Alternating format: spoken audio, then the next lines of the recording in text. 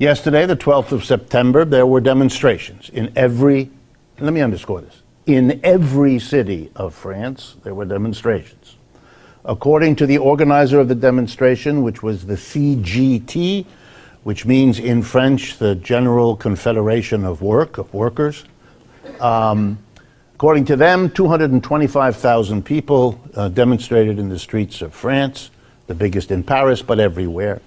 Their estimate was $400,000. The Interior Ministry of France estimated 223. For those of you that are veterans of these kinds of actions, it's normal. The government tries to lowball the estimates, and you have to try to offset that. What were they demonstrating about? They were demonstrating against a new president, just elected a few months ago, Mr. Macron. Some of you may have followed his career. He's achieving a stunning result. He has lost half of his popularity in the first 3 months of office, during which he didn't do anything. One exception. He made an effort, and you cannot make this up, to have his wife designated the official First Lady of France. This seemed to have been important to him, cost him half his support. You know, some people don't learn. Mr. Macron is now trying to recoup himself, at least with part of France, by engaging in a project of labor reform. For those of you that are working people, when you hear the phrase labor reform, grab your wallet because someone is reaching into it and using the phrase labor reform. Labor reform has nothing to do with reform. It is snatching away from labor something it already has, but calling it, instead of we're taking it away from you, a reform, which sounds better. You know, it's like the bus driver who changes his title and becomes a transportation engineer, right? Okay, feels better. Feels better to the likes of Macron to do that. What does the labor reform involve? Number one, under French law, many of you I assume don't know this, you cannot fire a worker in France because you don't like him or her, you don't agree with how they work. You can't do that. You have to go through an elaborate procedure, and a worker has the right to say, I don't agree with this. And then there are courts and procedures in which the two sides have to present, and a neutral party adjudicates whether or not you were fired for just cause. And it's not easy to do. And if it turns out you were fired for not just cause, you get a lot of money, and they are penalized for having put you through this procedure. It's not just that you get the wages you didn't get, but you get a hefty penalty that you get the money to. The employer class in France, this will come as a shock, doesn't like this. They've against it, and they've tried over the years to get rid of this. Mr. Macron, a former Socialist Party official in France, has proposed getting rid of this in the following form. He wants to put a cap on how much money can be awarded. That no matter how grievous the firing of a worker proves to be, you can't get more than a much lower amount than used to be the norm. So this is a way of helping the employer class. Number two, he wanted to be able to continue a cap on public employee salaries. This was wildly opposed by all the public employees in France. Public sector in France is very large. And he made noises, although he didn't do it, of challenging the length of the working week in France, which is 35 hours. Not 40, 35, which is a lower number than 40. You are all governed by a 40-hour-a-week rule, and then you have to get paid time and a half over 40. They have to get paid time and a half over 35. Figure it out. It's a better deal. He didn't attack that, because then they wouldn't have had 250,000 of people in the streets. Then he would have had, his car would have been set on fire, possibly with him in it. So there were demonstrations because the trade unions in France don't like any of this. They understand what labor reform is. The reason I'm telling you the story is the bill was proposed a few weeks ago. Even though he has a majority in the French Parliament, he was so afraid of what the public debate over this would be that he didn't do it by a parliamentary vote. He did it by decree, which weakens, of course, it looks like what it is. And so the CGT, the second biggest union in France, went into the streets to demonstrate and promised more demonstrations. The biggest union didn't participate. Otherwise, this would have been twice as large. Those are fights among the unions that have always, of course, weakened the labor movement as a whole. But I want to stress to you, the French people, when they don't like something the government does, do something about it. That doesn't mean they don't grouse over dinner. It doesn't mean they don't throw things at the TV. It doesn't mean that they don't get angry. It means in addition to all of that, they go into the streets and make life impossible. The CGT represents the transportation workers, the energy workers. It has organized every nuclear energy plant in France, which is how France gets most of its energy. There's a very powerful union, and they are serving notice on the government that there's going to be trouble. Across the English Channel in England, much the same. You may be surprised to know that the British Conservative government has wanted to put all kinds of restrictions on public employees, went to town to do it recently by putting a cap on public sector jobs, not allowing the wages of public employees to go up at all, which has hurt public employees, obviously.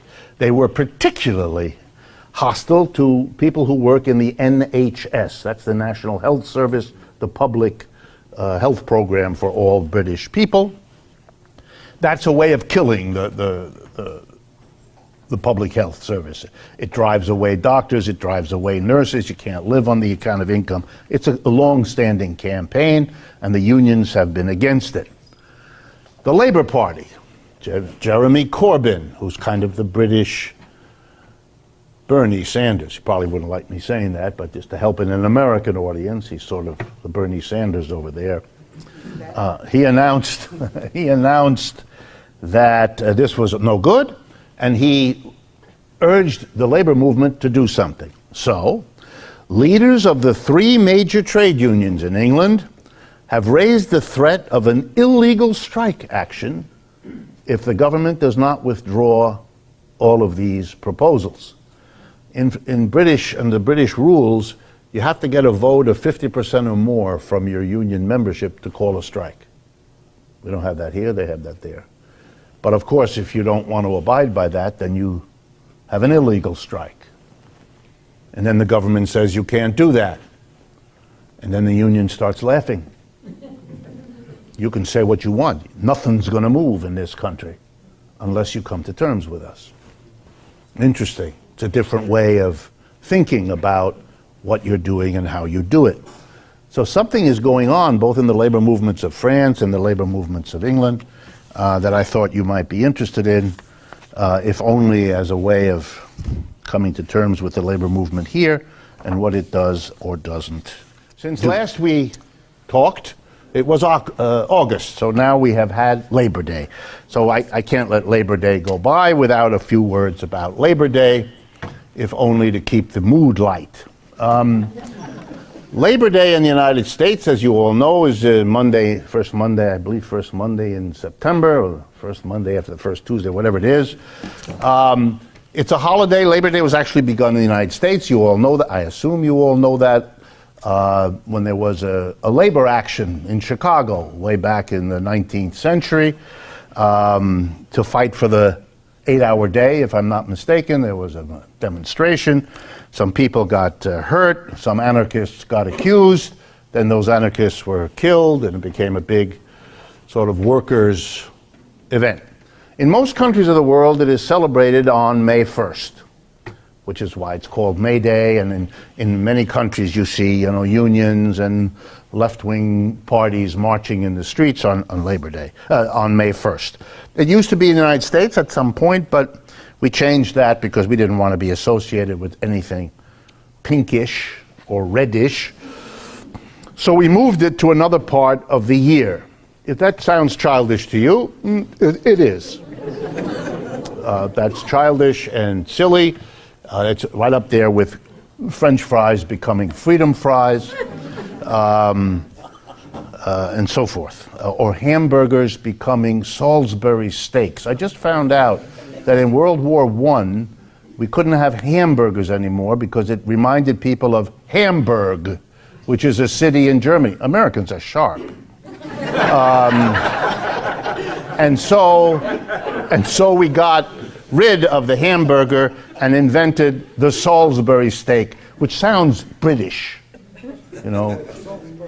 What?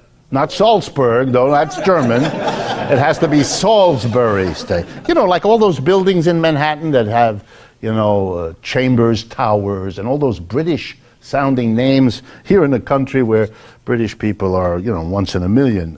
Anyway, other than tourists. Okay, Labor Day. The labor movement has been in a spiral of decline for half a century. It is a catastrophe for organized labor.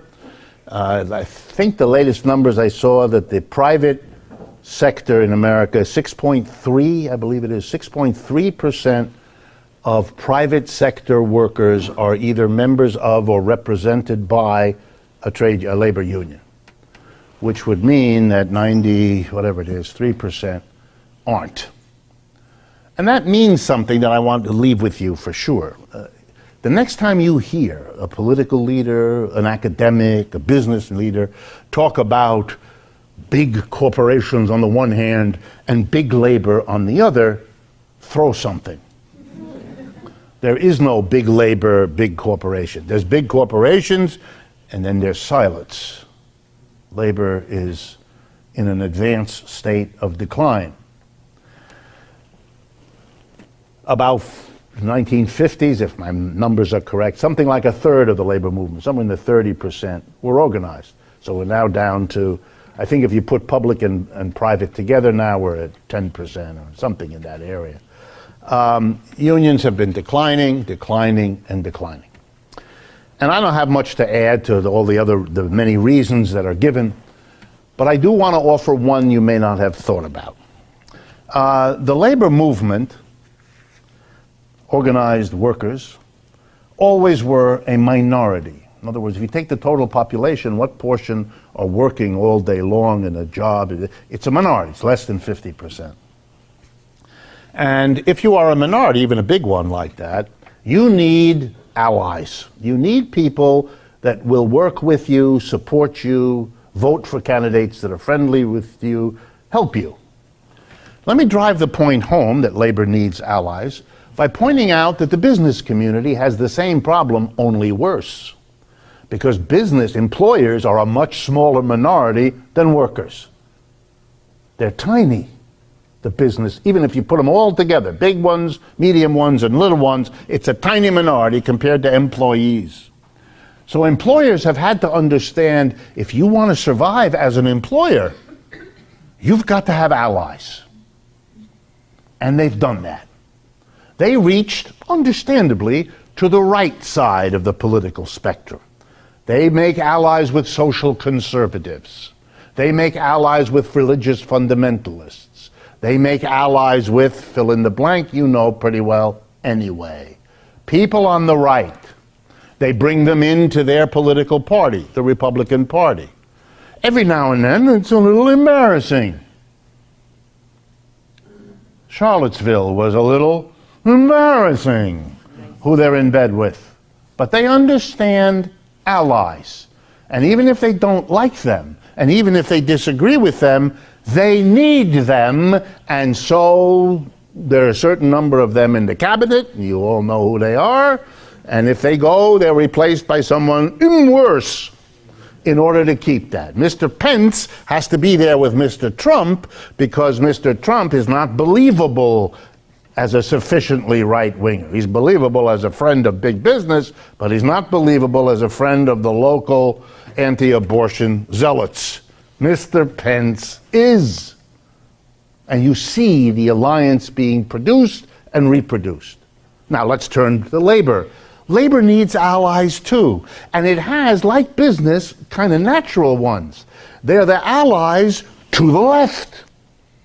They're the leftist social movements. Anti-racism, anti-sexism, anti-imperialism, whatever you want to call it. Peace movement, whatever. All of that, they need them in order to have the muscle, the size, the financial support, the votes that they need, and they're going to have to give something to those folks, just like the business community. Mr. Trump gave American education to Mrs. DeVos, and she's going to do her Christian duty by that. And we're all going to watch as she does her thing. Ditto the others that he has put in there. That's all the alliances. But we don't have that in America. That's my comment on the labor movement. The labor movement is deeply suspicious and skeptical, if not downright hostile, to large portions of its natural allies. It doesn't trust them. And I'm not saying there aren't events in history that justify worrying, but that's always true in an alliance of different people. It's always possible it'll go bad, the alliance will break up, but it's not an argument not to make one. The labor movement has very few allies. Some, but very few, many fewer than it could have if it just halfway met them 50-50. And then it would have the strength to confront the business. But what we have is a business community that understands it has to pay financially, it has to cultivate, it has to build, maintain, and strengthen an alliance. The labor movement doesn't understand it, is not willing to do it anywhere near what it could in terms of who's out there and what that might mean to change the balance. But for 50 years, one of the most profound results of the Cold War was the splitting of the labor movement from, let's be honest, the socialists and the communists who helped build the modern labor movement in the 1930s and 40s out of the Great Depression, when the socialists and the communists and the unions all worked together, even though they had their differences then and they had their disagreements then, and they will still have them, but they understood what could be gained if they worked together. And boy, did they gain in the 1930s. I won't bore you with it again. That's when Social Security was created in America, because socialists, communists, and unions went to the government and said, you got to do that. That's when unemployment compensation happened, when they went and they said, you got to do it. That's the first time we had a minimum wage in this country, because they said you have to do that. And that was the only time we had a massive government employment program to solve unemployment, when 15 million American unemployed people got jobs because the socialists, communists, and unions got together enough to make that happen. You don't build alliances, you have a history like the American labor movement has for the last 50 years. The animosity of the business community, labor unions can't do much about. The animosity of the government, they can't. But building an alliance with the people to their left, they could actually do that, which makes it even more upsetting that they haven't. So that's something to think about for Labor Day. All right. Let me close with nature and capitalism in the time that I have. So we've had these terrible storms. You probably noticed. You would have to be dead not to have been aware of Harvey and Irma. There was a Jose, but he disappears. Was there a Jose coming after Irma? But Jose took a vacation. He's gone.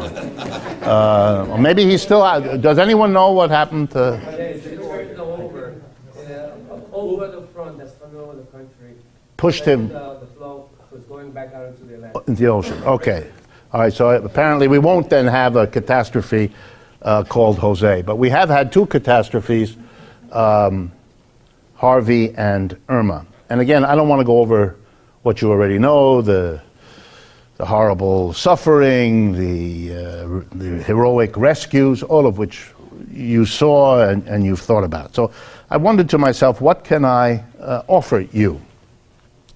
And I think the answer is to try to explain what ought to be on your mind, even if it isn't, which is, how is it possible in areas of the country, Texas, Louisiana, Florida, that have had these kinds of storms repeatedly, some of whom very bad, such storms. Why was the preparation minimal? And let me just give you 2 or 3 examples. In the midst of the Harvey disaster in Texas, reporters asked the governor of Texas, why did you not order the people to evacuate from all of the low-lying, near-the-water parts of that corner of Texas? Get them on the road to get out of there. He laughed. He said, if everybody got on the road, there would be no way to move, and we would have the 50 miles of traffic jam on the road. For him, this was a perfectly reasonable answer. And to be fair, if you're the governor of Texas, you wouldn't want to expect too much more than that anyway. But you might want to ask the question, if the road isn't a means of evacuation, jackass, what is? How are people going to get out? And the answer, of course, was he had no idea. Fortunately, no one asked him.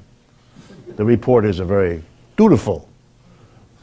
Politician doesn't answer, you go on to another question. What's going on here? There's no protection. There's not.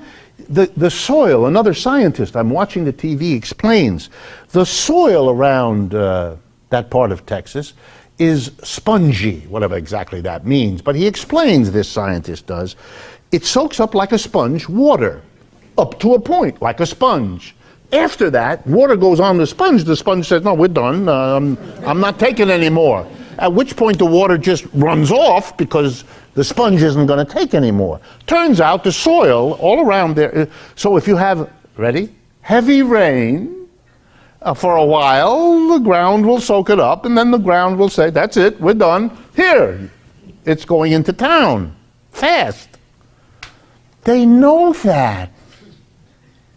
So what possesses people to build homes, businesses, roads, schools, churches, everything, where they know it's vulnerable to what we just saw, which isn't the first time, and everybody tells us it won't be the last. This is crazy. So what's the explanation? Here's the best I can do.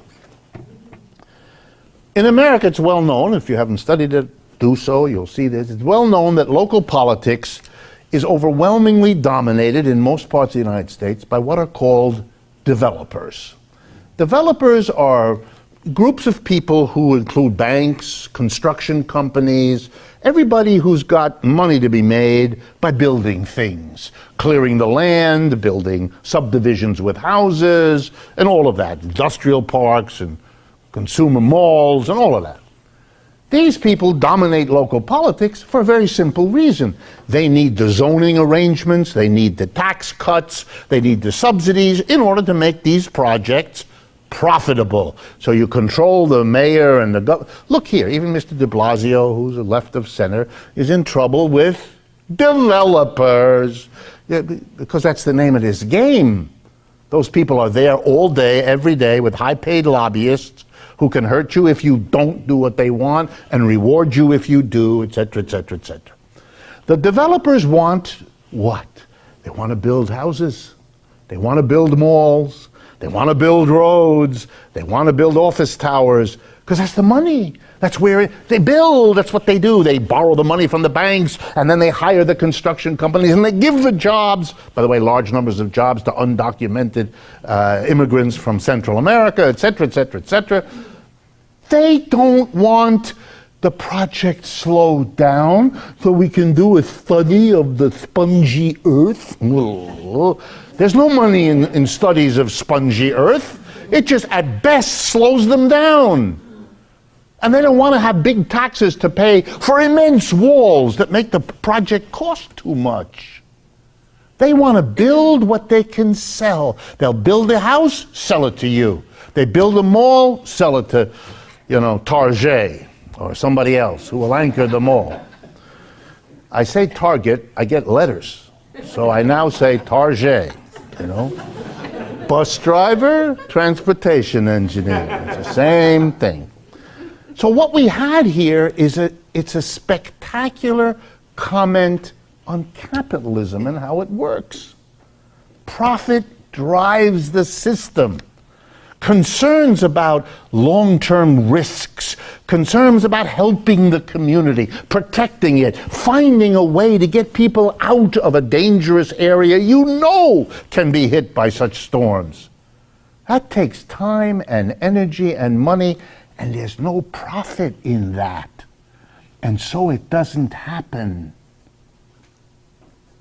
And not only that, you can begin to see now, as someone pointed out to me on my way here today, you can already see the drooling happiness of developers as they begin to imagine the contracts now to rebuild the houses, rebuild the roads, in the same way that they did last time. And you know how we know it's going to be like that?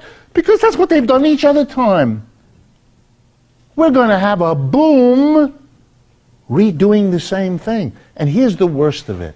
How much wealth will be lost here?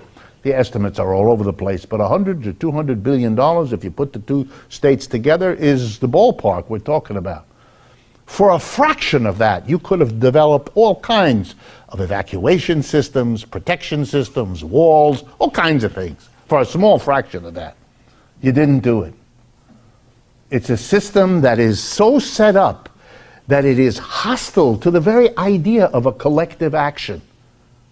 Hostile to a government, which is the logical agency to do all of this, to monitor the soil, to make sure the evacuation routes are there, precisely because private enterprise has no motive to do it.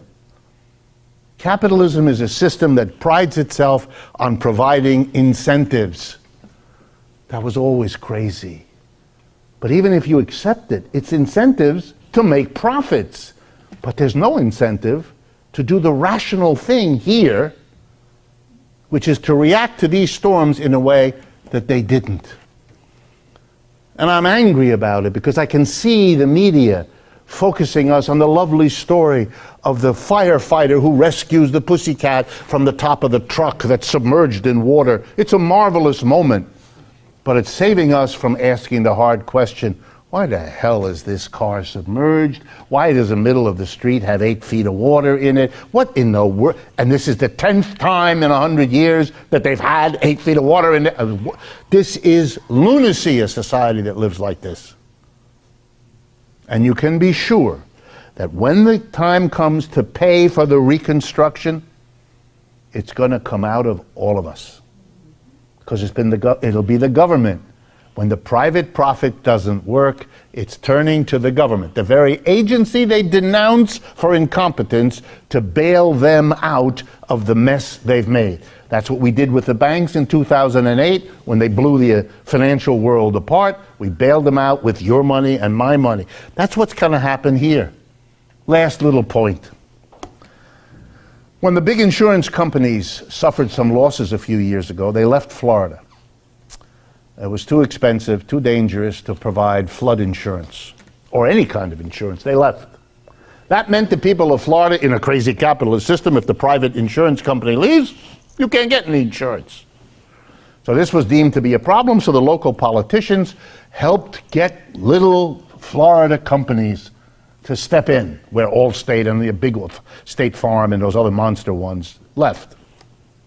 So most of the people in Florida right now are insured by little companies. Now here's the problem. The little companies don't have enough reserves. So you've bought a policy, you've paid every month or whatever it is you're supposed to, and you're insured if your roof blows off, you're going to... But of course, you're only insured if when you go to the insurance company, he's got the money, but they don't. It's already known. They don't have anything like the money that they're going to need. So either one of two things happens. Either the people with no roof learn to enjoy the great outdoors,